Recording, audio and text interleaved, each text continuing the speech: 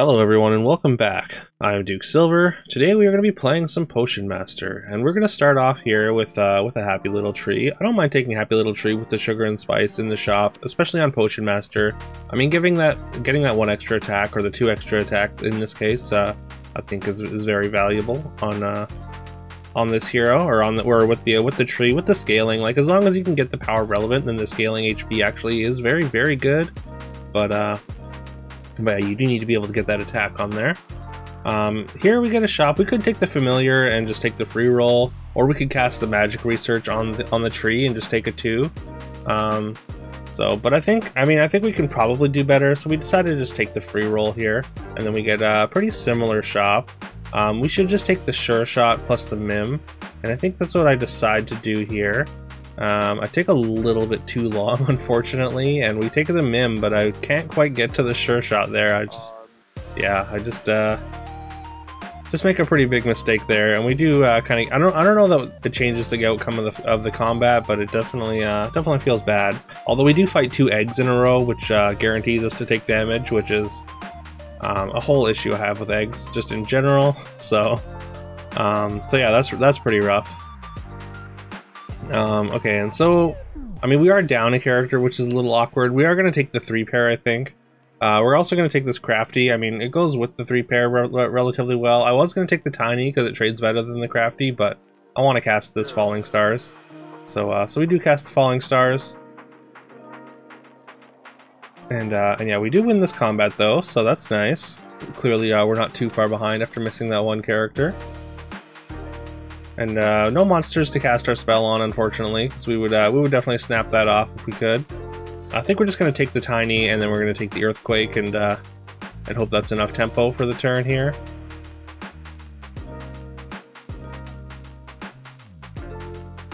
All right, opponent has a decent amount of stats. Looks like we might be okay though. And yeah, we end up with a tie here, which is just fine with us. Again, now we're stable even after making that small mistake earlier. We take the Princess White. I mean, we can double support it with our Wicked Witches here. I mean, like, I kind of want to keep supporting this Mim just so like we're not playing I guess 3 supports with bad stats on the back line, and also it makes use of our evil supports. But also, like, this Mako or Wish Upon a Star is looking really nice with exactly 5 gold left, or 4 gold plus the 1 from Tiny. Or sorry, we're gonna keep the Tiny and we're gonna sell Crafty. Tiny just trades better with things in general. And yeah, instead of supporting the Mim, we end up just playing the Wicked Witch up front instead, and that way we can keep supporting the Happy Little Tree, which is gonna be able to trade a lot better. Unfortunately, we lose our baby dragon to an earthquake, and we do take some golden damage there. Looks like Mordred off to a really great start with 3 treasures already on 3.2 there, plus the combat spell against us. No 4s in this shop, a little unfortunate. Considering just buying this lucky, just because I mean we got the Princess White, but we do want to get some stats on board. We're gonna cast this Wizard's Test. It's just gonna make our tree nice and big, and hopefully the tree can value trade. There's a couple Feasting Dragons, and I feel like on 4.0 we can afford to take or speculate on a Feasting Dragon here. I mean, at 23 it's a little awkward. We do get one of the slays, but we take some more golden damage.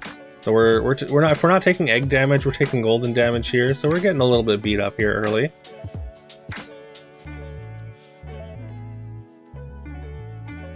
Alright, and then I mean, I think the best thing in the shop, like stat-wise for us, is this Greedy, and I think we are going to take that. It's definitely going to be an improvement over our Princess White or our frontline Wicked Witch here. So we're going to sell the Tiny as well as the Baby Dragon for that, and hopefully get $1 or 2 out of it. And then hopefully that can help us stabilize a bit, as we are, again, we just keep taking golden or egg damage, and it's a lot so far. Opponent gets both stag attacks somehow, which makes those Amy's in the back row really big. And yeah, we do lose another fight here to drop down to 10. We did get another Feasting Sleigh though, so that's good, and now we're on 5 because we're 1 XP up. And that apple tree is looking pretty good here. Not to mention, I mean the Amy is also a pretty decent pickup. If we take the Amy there, like maybe that's a little bit better. So that might be a slight mistake. Just taking or jamming the apple tree here, and then just passing on the Amy, because like a bigger ranged character might have been just better, because we don't need the extra stats on the apple tree generally. Although putting a bunch of extra toughness on it does help. So because it allows it to value trade as long as things attack into it. But yeah, we'll see how it goes here. A lot of toughness on that front row, but their back row is completely ranged. So yeah, we're just shy of being able to get a tie there. So we do lose another one, dropping down to 4 here. Things looking a little bit sketchy. We do find there's a 17-17 gingerbread knight. Like, I think we got to take that. It's just a lot of stats. Can help us stabilize. Goes to 2020 with those fancy pants stats. And I mean, there's also a couple wombats, which like we would love to take, but yeah, I think we get more stats out of combining the feasting dragons here, and then we're hoping to get a sleigh and give them each +2/+2 here in the shop, and yeah,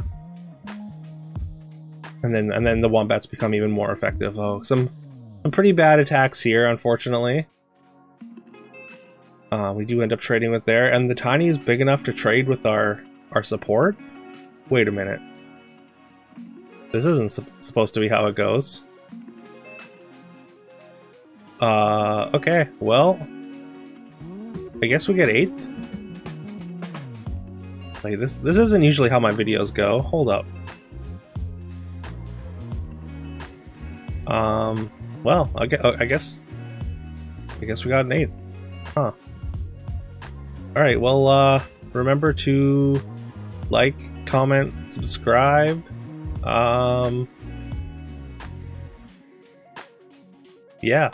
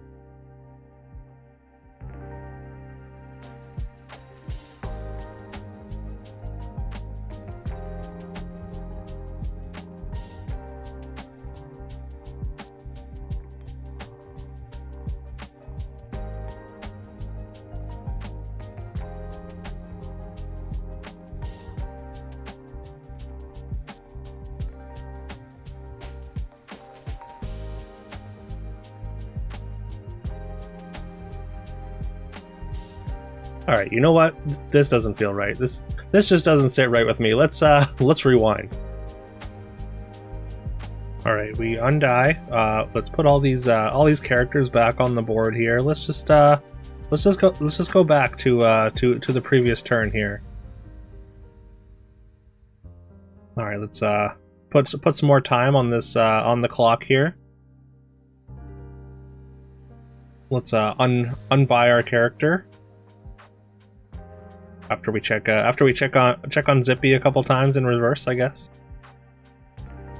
All right, we unlock. We unbuy the Blessing of Athena, and just put everything back in the shop here. We're on 5.1. I'm sure no one's gonna notice if I just make a small adjustment here. Now that we've gotten back to the beginning of the turn, just need a distraction. What's that? Alright, and after that small adjustment, while you were looking away, yeah, our board looks a little bit different. We've got a Masquerade Ball in the shop here, which we are going to cast. That's going to finish our Cindy quest here. We could take the magic runes here, and just hope for like a 7 out of a level 6 triple. Or, I mean, we've got this lock chest popping next turn, which I guess we're hoping for treasure map out of. So, 5.1, we're pretty happy with the Doom Breath here, as well as we're just going to pick up a Green Knight, which is going to add a bunch of stats to our board and just a very big character by itself comparatively. Skip here does have a pumpkin already though, so that's slightly concerning for us. But fortunately, it looks like we're going to have enough stats to get the win here anyways. Alright, there's a hat out of the locked chest. I mean, it's better than 2 gold just because we're going to cast this TLK on the Nian anyways, so we get our 2 gold back right there. As well as there's a free cantrip in the shop, so we're actually up a gold if we just take this hat. And that's just this turn. Go for the +2 on the Doom Breath. We TLK into a golden good boy. And I mean, we've got this Green Knight, we got this Sure Shot. We've got a couple of good characters, so it's time to just make the full transition into a good board from this this kind of mess of an evils and just tempo board really. We can't cast the coin because we've already cast a spell. We're gonna lock this this other Court Wizard and the Robin, and like there's also the end, but we're going to 6 next turn. So unless we feel like we really need some health or something, then we're not gonna bother with that. And I mean, to be fair, we are gonna take a lot of damage here because that is a ton of stats over there on Sharebear's board.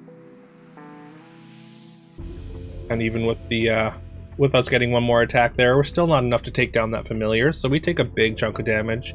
We are at 21, which is like, it's not a high life total. We are top board right now, but we are very much at risk of dying in 1 to 2 combats. So the end was looking a little bit nice here. We could even eat the Doom Breath and gain 6. Like that's a good chunk of health for 1 gold. But we are Potion Master. We kind of want to cast some targeted spells onto the good boy.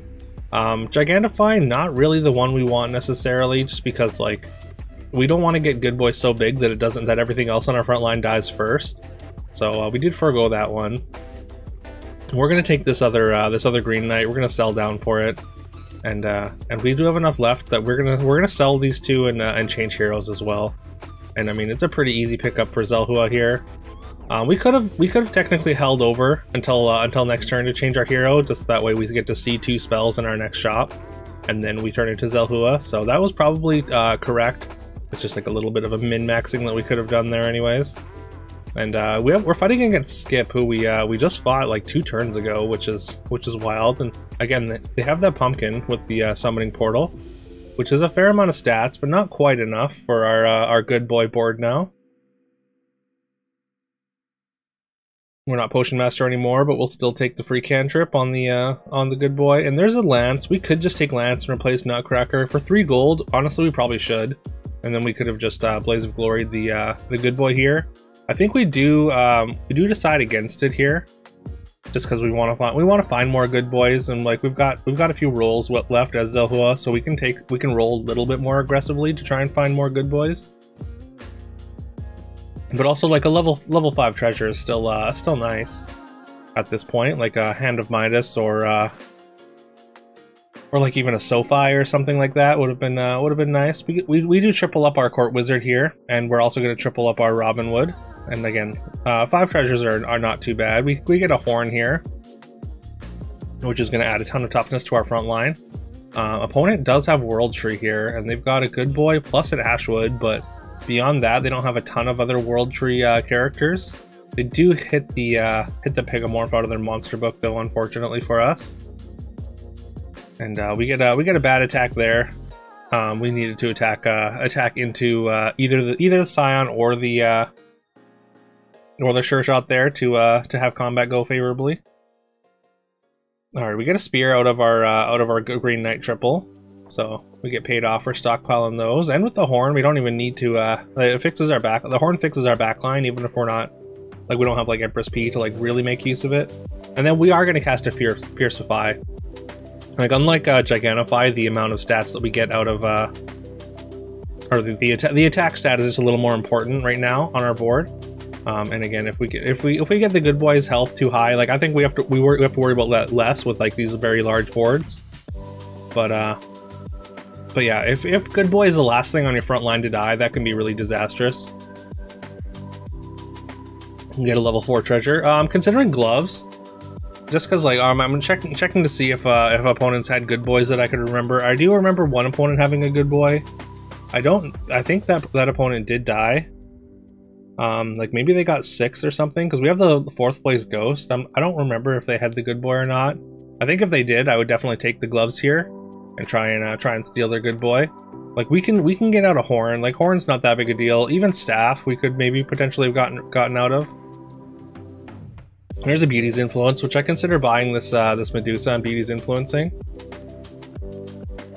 but ultimately decide against it. And because we saw the Beauty's Influence, we buy this Boomhilda just in case we see another one, and then we cast the Hermes Magic Beans, assuming we won't see another one.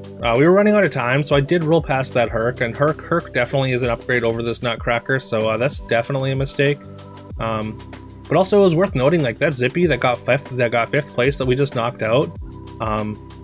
They're I forgot to mention that was maybe the biggest 5th place board I've ever seen. Like the amount of stats on that board was ridiculous, and yeah, I mean we saw that even 4th place was would have been completely crushed by that Zippy board. So unfortunate opponent RNG from them there.